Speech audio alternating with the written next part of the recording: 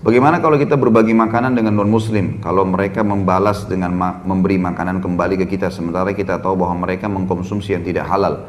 Kalau makanan yang dikasih halal dalam Islam seperti kue kering, makanan halal memang dasarnya dalam agama kita.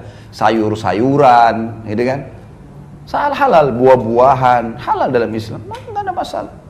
Halal, kecuali kita tahu sumber dana dia haram, baru jangan. Misal memang dia penghasilannya haram, ya jangan, nggak boleh. Harusnya begitu ya. Sebentar, sabar, belum selesai. Saya udah langganan sama ibu-ibu, biasa begitu. Jangan tersinggung bu ya, nggak apa-apa. Jadi kalau makanan itu halal maka nggak masalah, gitu ya. Dan hukum adalah hukum zahir namanya. Hukum ini yang kelihatan depan mata. Kalau kita lihat itu halal halal, kalau kita lihat itu haram haram. Ibu-ibu begini hukum asal itu. Air misalnya halal. Pernah terjadi di zaman Nabi SAW, Umar bin Khattab pernah jalan bersama seorang sahabat. Ada sahabat yang lain dari atas rumah lempar air dari baskom kalau kita ya, dari sebuah wadah. Niatnya mau buang gitu dari lantai 2. Jatuh ke tanah, kepercik ke baju Umar, kepercik ke baju sahabat ini. Mereka lagi mau ke masjid. Kata orang yang di sebelahnya Umar, air apa yang kau buang nih? Maksudnya bersih atau enggak nih?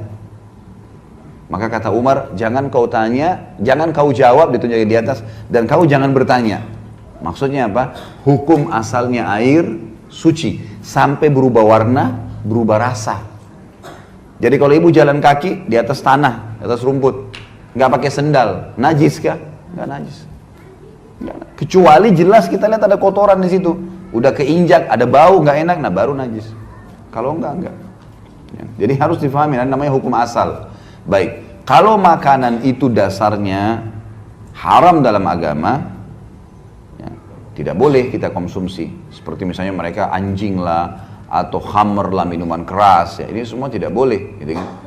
Perlu juga digarisbawahi dalam surah yang sama tadi waktu kita jelaskan masalah menikah dengan muslim dan non muslim itu, Al-Maidah ayat 5 tadi, itu menjelaskan kalau sembelihan ahli kitab halal.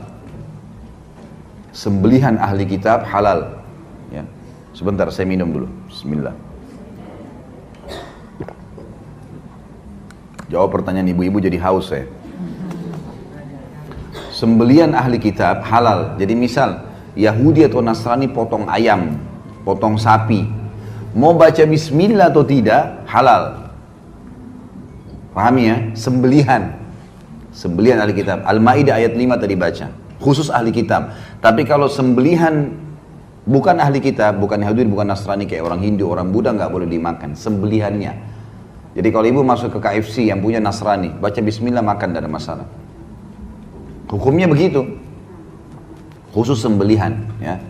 Baik, bagaimana hukumnya kalau saya dibawain gorengan? Sudah digoreng sama dia, tahu, tempe dikasih hadiah. Khawatir jangan sampai dia goreng babi tadinya, gitu kan? Kemudian akhirnya saya makan. Ingat, kembali kepada hukum asal tadi. Ibu nggak lihat kan? Ibu nggak tahu kan? Hukumnya hukum asal. Tempe asalnya halal. Berarti alhamdulillah. Iya, berkaitan dengan kue keranjang ya. Antum mau kuenya atau keranjangnya? Iya. Iya, sesuai dengan apa yang difatwakan oleh Lajnah Daimah yang ada di Arab Saudi ya. Yang bisa disimpulkan dalam fatwa tersebut, apapun pemberian berupa makanan yang itu merupakan makanan yang memang dikhususkan untuk perayaan mereka, maka hukumnya tidak diperbolehkan bagi seseorang untuk menerimanya. Ya, meskipun pemberian tersebut dilakukan beberapa pekan sebelum perayaan tersebut. Karena jelas ya, kalau kue keranjang itu kan untuk perayaan. Karena kalau kita ingin mencari kue keranjang ya, di luar dari perayaan mereka itu sulit. Artinya apa? Kue keranjang sudah menjadi ciri khas bahwasanya kue tersebut adalah makanan untuk perayaan-perayaan mereka. Nah, jadi hukumnya apakah diperbolehkan? Wallahu a'lam bishawab, sesuai dengan fatwanya Lajnah Daimah ya. makanan yang sifatnya itu untuk perayaan-perayaan orang-orang kafir, maka tetap tidak diperbolehkan untuk menerimanya. Wallahu a'lam bishawab. Ya, kalau antum mau ngambil duitnya pun nggak boleh. Ya, masya Allah. Insyaallah.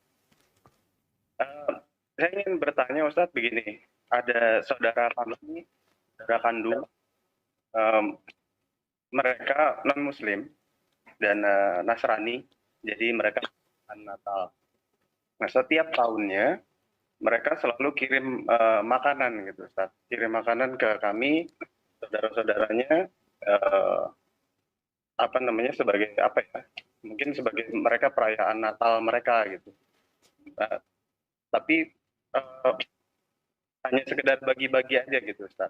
Nah, Yang saya tanyakan, apa hukumnya makan, Ustaz? Apakah jika kita konsumsi makanan ini merupakan bagian dari kita merayakan hari tersebut, atau pada saat mereka membahas ini makanan yang bisa kita nikmati, yang halal untuk. Masya Allah. Siap, barakallahu fikum. Ya habibti fillah. Yang pertama kita tahu, makanan ahlul kitab itu halal buat kita. Makanan dari ahlul kitab, artinya sesembelihan mereka, itu halal. Jadi orang Nasrani kirim daging sama kita. Daging ayam, daging sapi.